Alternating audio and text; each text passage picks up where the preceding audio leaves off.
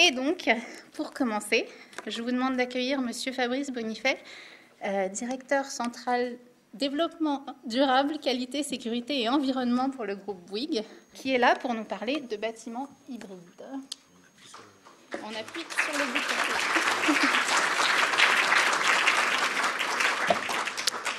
Bonsoir à tous. Donc on va attaquer d'entrée de jeu. Donc je vais vous parler d'un concept building que Bouygues a inventé il y a 3 ans maintenant dans le cadre d'un concours d'intrapreneuriat interne. Et maintenant, on essaie de le vendre donc à nos clients. Petit retour en arrière. Rappelez-vous, sortie du Grenelle, pour ceux qui étaient très jeunes il y a 10 ans, mais Bouygues avait en 2009 inauguré le premier bâtiment à énergie positive qui est bien connu, à Meudon. Et là, on passe une étape supplémentaire dans la construction durable. Je vais essayer de vous présenter en quelques minutes en quoi ça consiste. Alors, le premier constat qu'on peut faire, vous êtes tous des professionnels du BTP, donc je vais vite. Les bâtiments classiques, 100% des bâtiments classiques, aujourd'hui on peut considérer, alors c'est une caricature, mais on se considère comme des centres de coûts. C'est-à-dire que dès que nos clients achètent nos bâtiments et qu'on leur livre, eh bien, il leur revient d'assurer seul l'équilibre financier relatif en fait à ce bâtiment. C'est-à-dire qu'en fait, ils doivent payer ou faire payer par leur locataire ou par l'utilisateur les charges du bâtiment. Ils doivent le bâtiment ne leur rapporte pas d'argent en tant que tel, il n'est pas autoproducteur de flux. Il y a très peu de parties du bâtiment qui sont mutualisées avec d'autres acteurs. Le bâtiment, il est complètement dépendant des flux externes qui sont produits très très loin de la ville, la plupart du temps. Il n'interagit pas avec les autres bâtiments dans le quartier ou dans l'îlot. Bref, c'est un bâtiment vraiment centre du coût.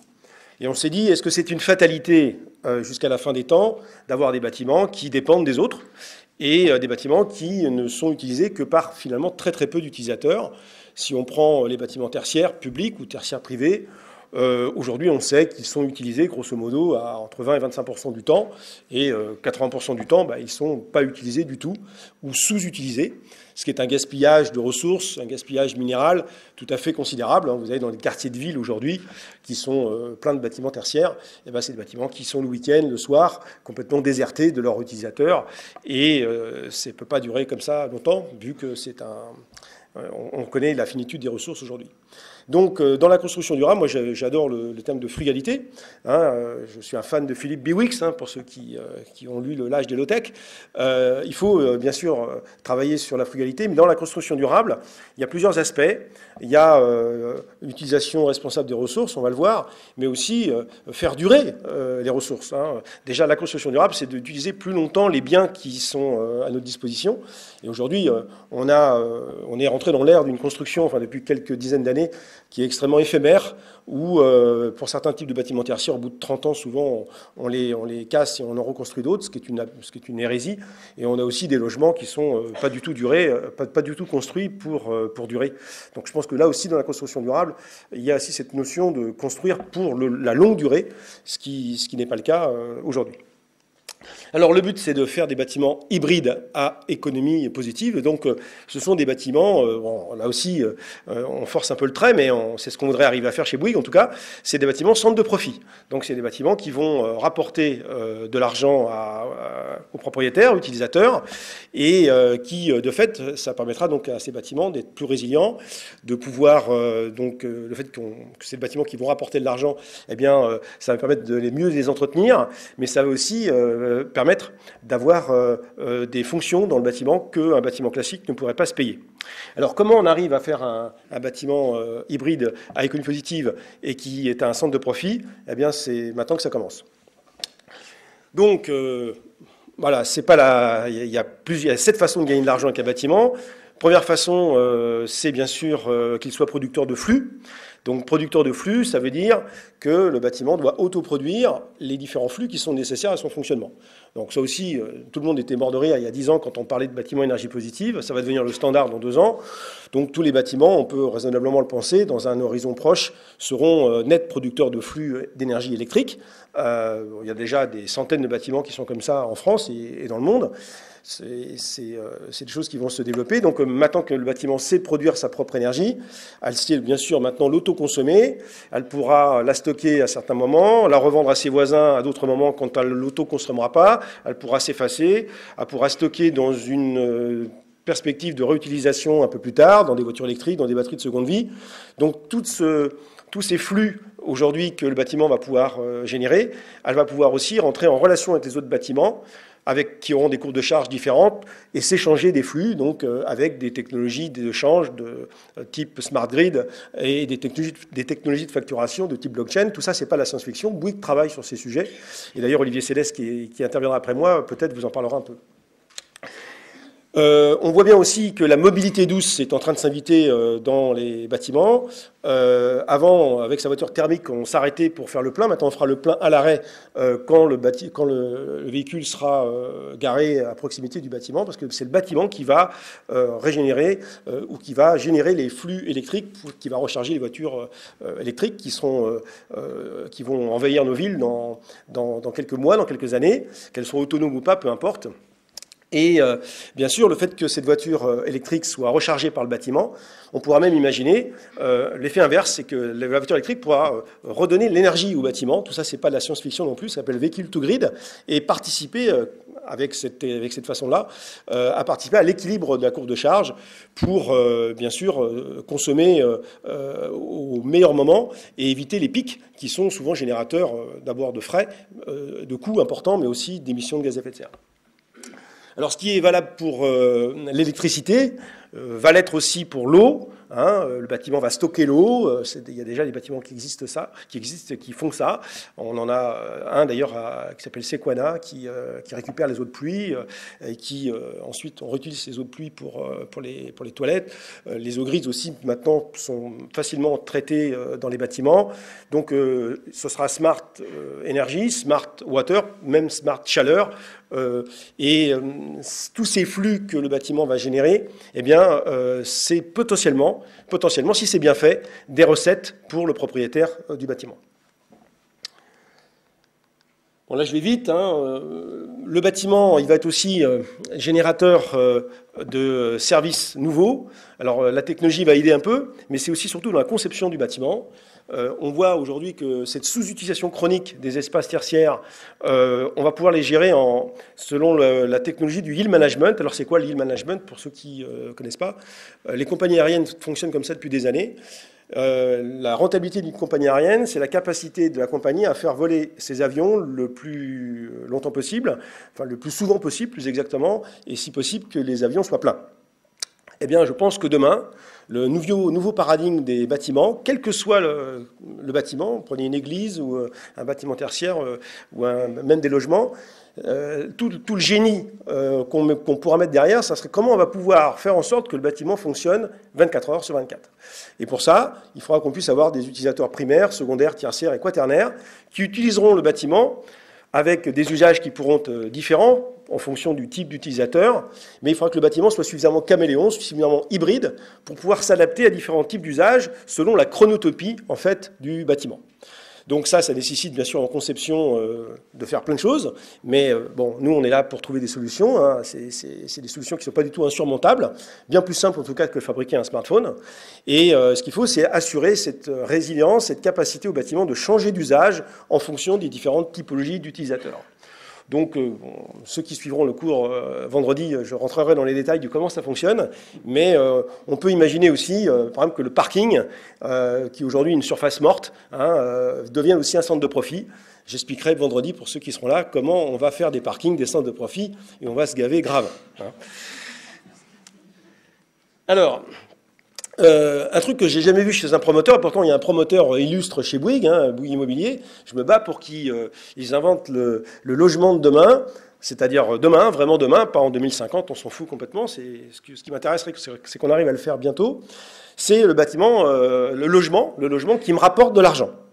Donc, c'est-à-dire qu'une fois que je suis propriétaire du logement, eh bien, mon logement va me générer des recettes et ça va m'aider, par exemple, à payer mes remboursements tous les mois ou même payer mon loyer, le cas échéant. Il n'y a aucun, aujourd'hui, promoteur qui propose ça, mais c'est pour ça que je fais beaucoup de publicité à ce type de concept, parce que je suis persuadé que dès qu'il y en aura un qui va le faire, tous les autres vont le faire, parce que ça paraît tellement évident. Alors, comment mon logement peut me faire gagner de l'argent, en fait ? Ben déjà, vous savez que Airbnb, One Five Stay, ça fonctionne super bien. Alors bien sûr, il y a des déviances, mais dès lors qu'on travaille avec sa résidence principale, on a le droit de le faire. Donc aujourd'hui, il y a beaucoup de gens qui ont des compléments de revenus grâce à leur capacité à louer régulièrement leur logement. Pourquoi ne pas le faire? C'est autorisé aujourd'hui. Mais aujourd'hui, on peut venir travailler dans votre logement quand vous-même vous travaillez à l'extérieur. C'est ce que fait Office Rider. Là aussi, il faut que dans la conception du logement, on prévoit qu'est-ce qui peut rester ouvert à tout le monde, qu'est-ce qui doit être fermé. Donc ça aussi, ça nécessite de le penser un peu. Mais je l'ai fait chez moi et je peux vous dire que ça fonctionne très bien. Et c'est aussi une façon de gagner un peu d'argent en louant votre logement dans la journée. Votre logement sert de bureau en fait pour d'autres personnes. Il y a aussi cette capacité qu'on aura à livrer des logements qui vont comprendre d'autres logements dans le logement. Donc ça aussi, ça existe déjà un petit peu, mais ce n'est pas industrialisé.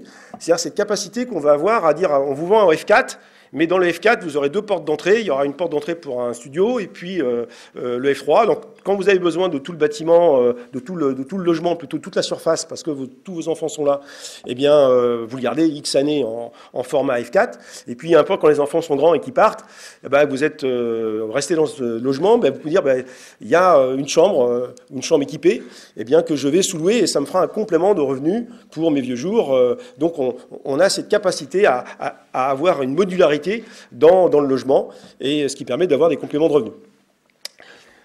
Demain, avec les voitures électriques, bien sûr, les parkings, pour ceux qui auront encore des voitures, il n'y en aura pas beaucoup, mais s'il y en aura encore, bien ces parkings, on pourra bien sûr, lorsqu'on en a l'usage, l'avoir pour soi, mais quand on n'en a pas l'usage, sous-louer le parking avec la borne de recharge électrique à tous ceux qui passent dans le quartier, parce que bien sûr, la borne, elle sera interopérable et repérable, et à chaque fois qu'il y aura donc quelqu'un qui viendra se recharger, eh bien ça générera des recettes pour le propriétaire.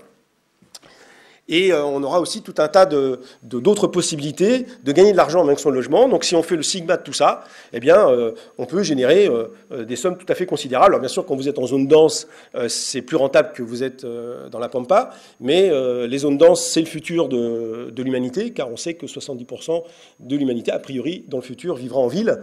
Donc des logements qui rapporteront de l'argent, à mon avis, c'est un facteur clé de succès commercial. Bon, je n'ai pas le temps de rentrer trop dans les détails. Sachez qu'on travaille aussi sur la notion d'App Store du bâtiment. Donc, le but, c'est d'être, vous avez compris, hyper frugal. Pour être frugal, il faut ne payer que ce que l'on consomme. Le kilomètre moins cher, c'est celui qu'on ne consomme pas. Mais il y a beaucoup de choses dans le bâtiment que l'on paye alors qu'on ne l'utilise pas. Et donc, pour ça, il faut développer, en fait, des différents types d'applications. Souvent, les bâtiments sont soit suréquipés, soit sous-équipés, ou sont équipés de certaines technologies dont on n'a pas besoin à un moment donné, et puis quand on en a besoin, bon bref, la durée de vie du bâtiment n'a pas du tout le même que la durée de vie des technologies. Donc moi, je milite pour que le bâtiment soit agnostique de technologie, et qu'on le livre quasiment nu, et qu'on y apporte la technologie du moment, avec les capteurs du moment. Maintenant, tout est wireless, et il n'y a pas besoin de développer des bâtiments extrêmement sophistiqués, avec des différents types de fils pilotes, de réseaux, de sous-réseaux domotiques, etc. Ça, c'est une bêtise considérable. On a commis, nous, les constructeurs, ces bêtises pendant des décennies, et on s'est aperçu, en fait, que dès qu'on livrait le bâtiment, avec une certaine technologie, très rapidement après, il y avait des technologies qui arrivaient qui étaient plus performantes, et puis on se traînait une vieille technologie pendant des années, et ça, c'est des choses qui sont aujourd'hui très préjudiciables, en fait, à l'efficacité énergétique, entre autres. Bon, je ne rentre pas trop dans le détail. Alors, là aussi, c'est un de nos combats chez Bouygues. On s'est dit, bah oui, mais dans le déboursé sec d'un bâtiment, quand un client nous paye un bâtiment 100, ben en fait, en payant 100, il paye 20-25% du coût du bâtiment, c'est les matériaux. Et ça, ces matériaux, nous, on les achète à Saint-Gobain, à Lafarge, à tous ceux qui vendent des matériaux. Hein. Oui, 2 minutes. Et ces matériaux, en fait, on n'en fait rien. Arrivé en fin de vie, le bâtiment, ou lors des rénovations, le bâtiment il est rénové 6 à 8 fois avant d'être déconstruit, eh bien, souvent, bon, on récupère un peu d'argent, la ferraille, le plastique, etc. Mais grosso modo, c'est pas du tout bankable, hein, les déchets de chantier. Hein. Donc, on va, avec le BIM aujourd'hui, et ça, c'est un avantage du BIM, on va avoir une très une idée très précise de ce que contient le bâtiment. Et on va pouvoir même vendre les sous-composants du bâtiment et même certains matériaux du bâtiment avant même qu'ils soient déconstruits. Donc on fera du trading, de flux de matériaux. Et les matériaux vont pouvoir être réutilisés parce que dans l'échelle de Jacob de l'économie circulaire, la première vertu, c'est le réemploi. Et grâce à cette traçabilité, on pourra donc déconstruire pour mieux reconstruire avec des bâtiments anciens, avec des matériaux issus de bâtiments anciens pour des bâtiments neufs ou des rénovés. Donc on est en train de créer une petite filiale qui va faire ça, on espère bientôt, avec un partenaire qui s'appelle New Life et qui sera spécialisé dans ce trading de flux des matériaux. Et le bâtiment va devenir donc une banque de matériaux. Bon, là, je n'ai pas le temps. Et comme je veux être respectueux de ceux qui me suivent derrière, je vais m'arrêter là. Donc je vous remercie. Voilà. Il n'y a pas de questions.